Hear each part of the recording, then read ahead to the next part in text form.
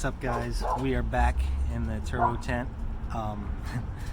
If you saw my last Instagram post, it was an idle clip of the engine just making horrible noise, making that same noise it was making when it wiped the thrust bearing. So yeah, I just got disgusted with it. I assumed it wiped the thrust bearing again. Fast forward, took a break from it. Had Christmas, it snowed, so just took a break from it. I was sick of it. My brother Manny was definitely sick of it. Just take a break, regroup, think about it, research it, whatever. So yeah, finally came back, started it up, and I'll probably put a clip here before this, but it sounds totally fine. Sounds totally fine.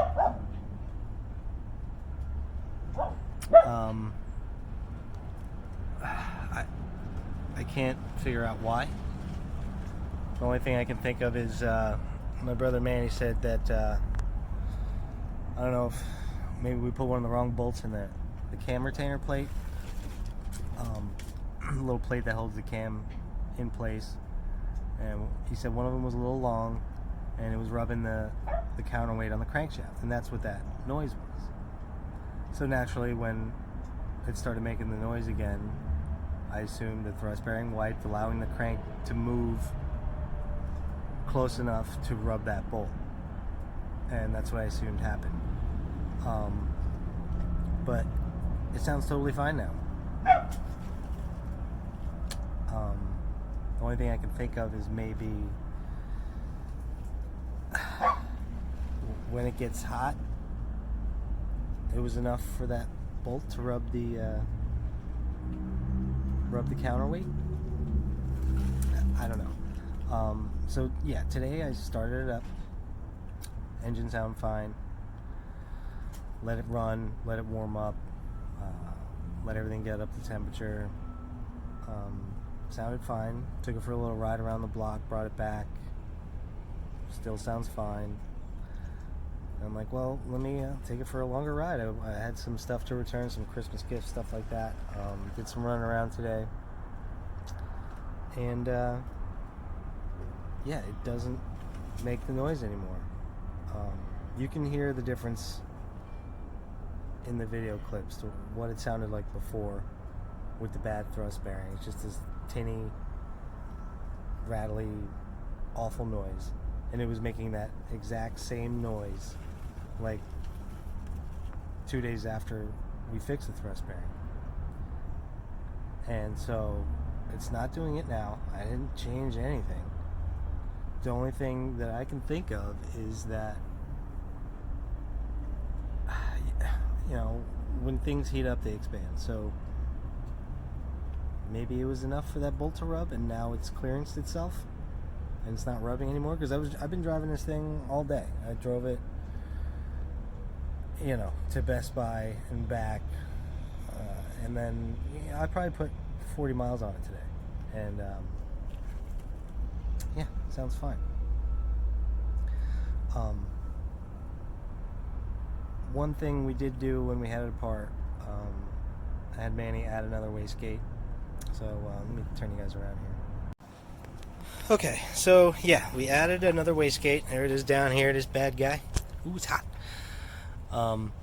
Yeah, there was no way we were going to recirculate that, see the little tailpipe down there? There was no way we were going to recirculate that back into the downpipe over there. So, yeah, it just dumps down, and you don't hear it until you're on it and boost, and that's when the valve starts opening. That's when you'll hear it. But so I stepped on it a little bit, and seems to be holding boost. Holds about 5 pounds, between 4 and 6 I saw on the data log, which is normal. It's just a manual controller, so it'll fluctuate a little bit, but yeah, it seems to be holding boost now, so that's good. It's still on the wastegate, just a 5-pound spring in there. And yeah, the weirdest thing about it is that it sounds totally normal now. And I don't know what to make of that. I want to check the thrust bearing. So I'm guessing we could just jack the car up, put a dial indicator on the harmonic balancer down there, and check the thrust. And that's the way to be definitely sure, to be positive about it. One thing that did happen is when I stepped on it, it kind of backfired a little bit through the exhaust when I let off, and my exhaust dump must have been open to crack because it bent the flapper again. So I really like the exhaust cutouts, but they can be extremely finicky. They're fragile. If you get a cheap one, they fall apart. This is a good one, but yeah, if that thing's cracked open a little bit and you get any kind of like backfire or two-step or whatever, it just bends that butterfly valve in there. And I mean, they're cheap enough. It's like $25 to get a new one. So I have tried to straighten them out in the past. It works a little bit, but it never gets perfect. So it sounds like an exhaust leak is what it sounds like. But let me start this up for you, just so you can hear. You will hear the exhaust leak, but you can clearly hear that horrible tinny rattling noise is not there. It's gone. So again, I don't know if it self-clearanced itself or what, but now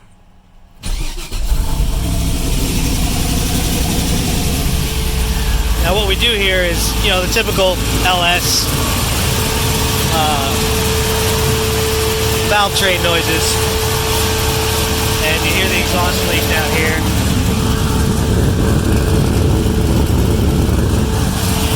Yeah, there's nothing I can do about that. The fan is screaming right now, but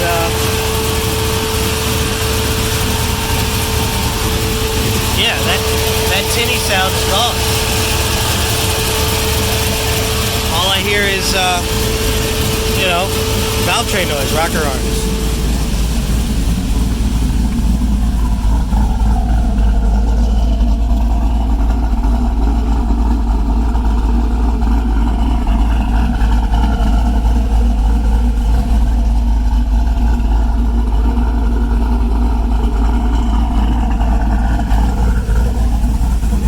Alright, I think the fan shut off, so we got a couple of minutes here.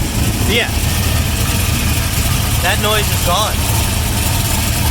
And you can hear the exhaust leak. But yeah, it's gone. And I don't know. The only way to be sure is to get under there and actually check the thrust bearing again. So that's my plan.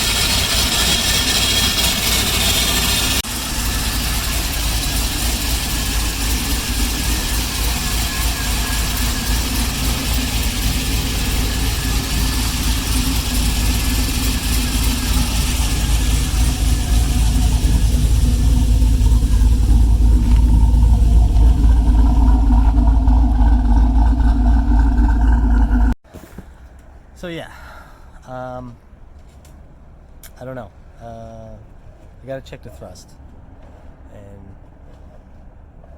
that will give us a definite answer.